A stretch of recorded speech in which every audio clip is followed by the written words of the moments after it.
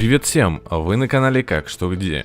В северной части Тихого океана уже скопилось настолько много мусора, что это явление даже получило свое название – Большое Тихоокеанское мусорное пятно.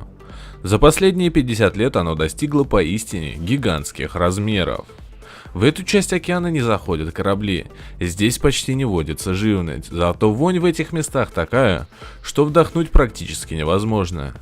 Великая мусорная территория находится между 135-155 градусами западной долготы и 35-42 градусами северной.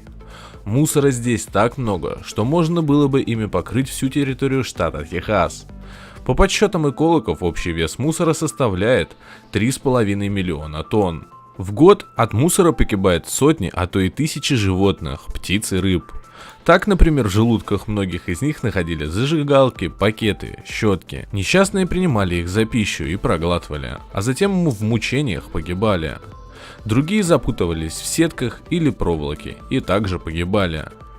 Экоактивисты рассказывают, что мусор в океане настолько плотно лежит, что по нему можно даже ходить. Защитники природы говорят, что если не прекратить производство пластика, то к 2030 году эта свалка вырастет в 2 раза.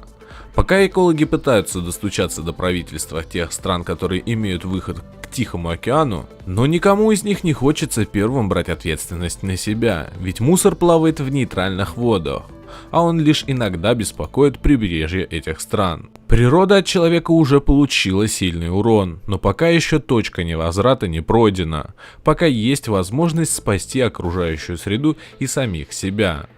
В год человечество выбрасывает в океан около 10 тонн пластиковых отходов. Но если не выпускать пластик, то свалки перестанут расти. А на этом все. С вами был канал Как Что Где. Обязательно оставь свой комментарий, подпишись на наш канал, а я с вами прощаюсь. Пока-пока.